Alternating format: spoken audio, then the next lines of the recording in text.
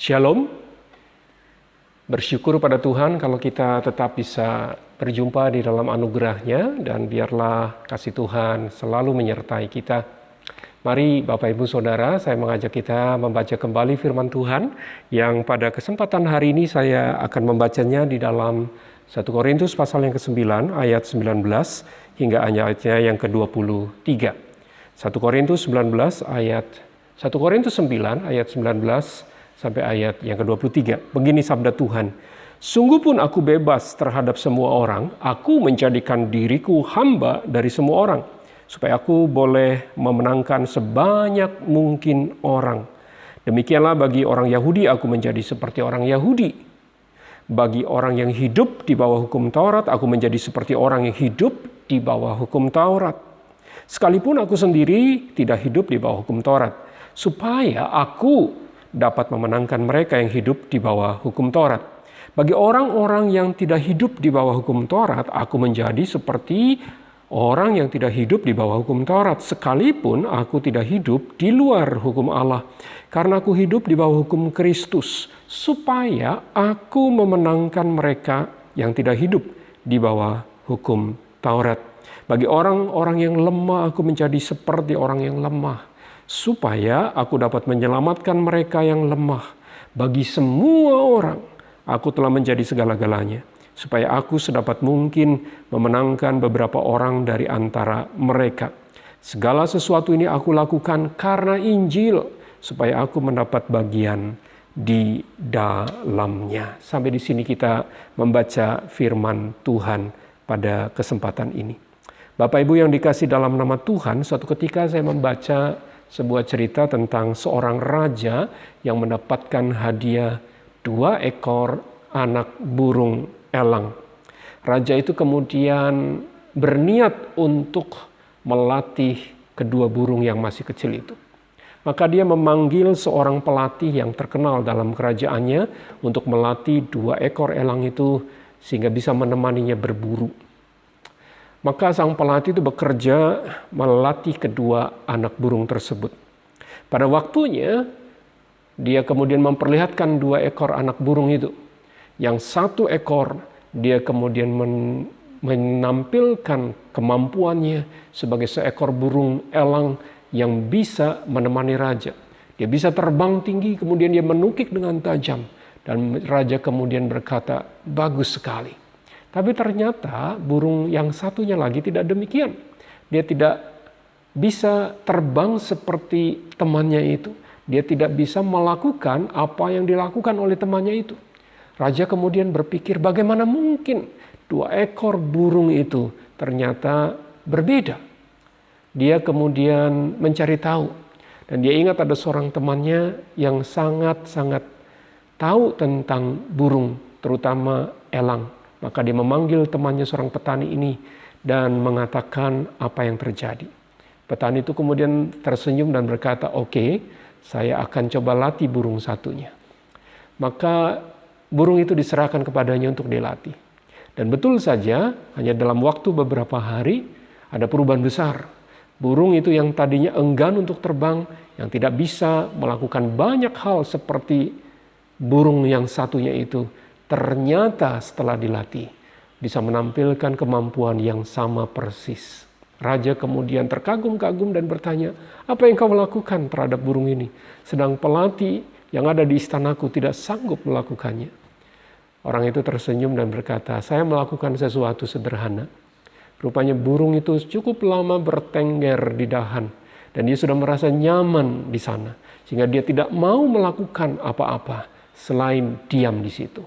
Yang saya kerjakan adalah saya memotong dahan itu dan membuatnya tidak nyaman supaya dia bisa terbang dan berlaku seperti halnya burung elang."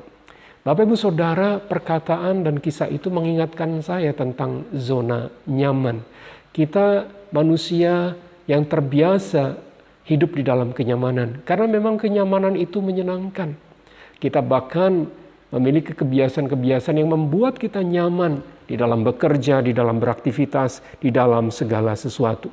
Tapi seringkali justru rasa nyaman itu tidak membuat kita bisa bertumbuh dan berkembang.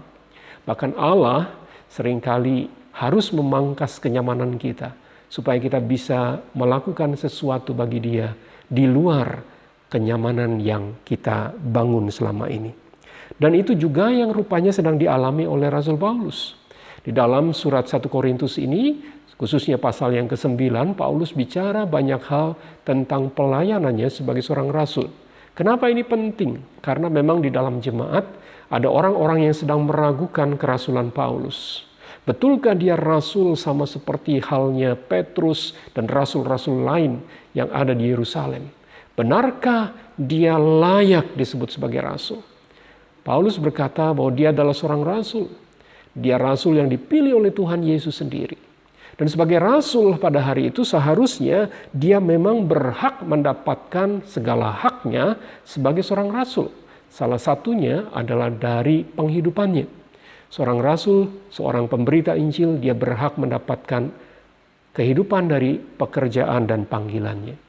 Itu bukan mengada-ngada, karena di dalam perjanjian lama sudah disebutkan, misalkan di dalam Imamat pasal yang ke-6 ayat yang ke-16, Ulangan pasal yang ke-25 ayat yang ke-4, bahkan perjanjian baru juga mencatat hal yang sama. Matius pasal 10 ayat 10 dan Lukas 10 ayat 7. Jadi bagi Paulus bukanlah hal yang berlebihan kalau dia bisa meminta hak itu. Tetapi yang menarik, Paulus berkata bahwa dia mengesampingkannya. Dia tidak memakai haknya. Karena baginya tugas pemberitaan Injil jauh lebih berharga ketimbang semua hak yang didapatnya di situ. Karena itu di sini kita bisa melihat isi hati Paulus yang terdalam. Dia berkata, sungguh pun aku bebas terhadap semua orang. Aku menjadikan diriku hamba dari semua orang supaya aku boleh memenangkan sebanyak mungkin orang. Kata bebas yang digunakannya di sini menunjukkan bahwa dia bukan budak siapapun. Dia merdeka. Dia tidak dibawa perintah siapapun dan kekuasaan seorang pun. Kecuali Kristus yang sudah menebus dan memerdekakannya. Seharusnya kondisi tersebut membuat Paulus bisa memilih pelayanan yang akan dia lakukan. Dia bisa memilih tempat di mana dia akan pergi. Dia bisa bebas menentukan kepada siapa dia akan melayani. Saya mencoba merenungkan situasi pada masa itu. Bagi seorang Paulus tidak mudah keluar dari kenyamanannya. Ingat, dia seorang Yahudi. Dia bahkan orang yang sangat kenal hukum. Sebagai orang Yahudi, dia harus tunduk kepada seluruh aturan. Dan memang bagi orang Yahudi, pada hari-hari itu tidaklah mudah bergaul dengan orang-orang non-Yahudi. Mereka menganggap diri mereka jauh lebih baik. Dan itu tertanam di benak setiap orang hari itu. Karena pada waktu mereka menjadi orang Yahudi, maka mereka menjadi orang pilihan Allah. Kaum yang eksklusif di tengah-tengah bangsa lain.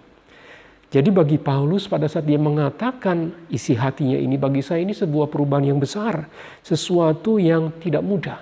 Seorang Petrus saja tidak mampu dengan mudah melewati dan melepaskan semua kenyamanan itu. Bapak Ibu yang dikasihi oleh Tuhan, tidaklah mudah memang keluar dari kenyamanan kita. Kita terbiasa hidup nyaman. Satu pengalaman masa kecil saya mengingatkan akan hal ini. Pada saat saya kira-kira kelas 3 SD, satu ketika Papa mengajak kami pindah sekeluarga dari kota Indramayu ke kota Pamanukan. Kota yang lebih kecil, kota yang tidak sebesar kota saya sebelumnya. Dan di sana saya harus beradaptasi kembali dengan situasi itu. Papa harus memulai usahanya dari nol sebagai tukang roti. Dan saya ingat setiap pagi saya akan membantunya untuk membuat roti.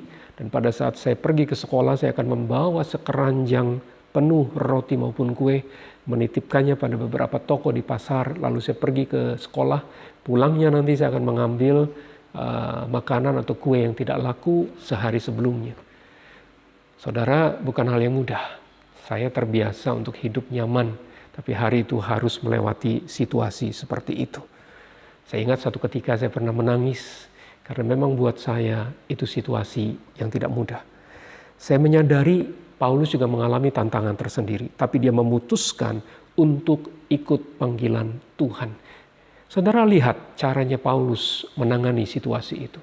Dia berkata bagi orang Yahudi dia akan hidup seperti orang Yahudi. Bagi orang yang ada di bawah hukum Taurat dia akan hidup seperti orang di bawah hukum Taurat. Meskipun dia bebas dari hukum Taurat. Kalau dia bertemu dengan orang-orang yang tidak di bawah hukum Taurat, maka dia juga akan hidup seperti halnya mereka, meskipun dia tidak hidup di luar hukum Kristus.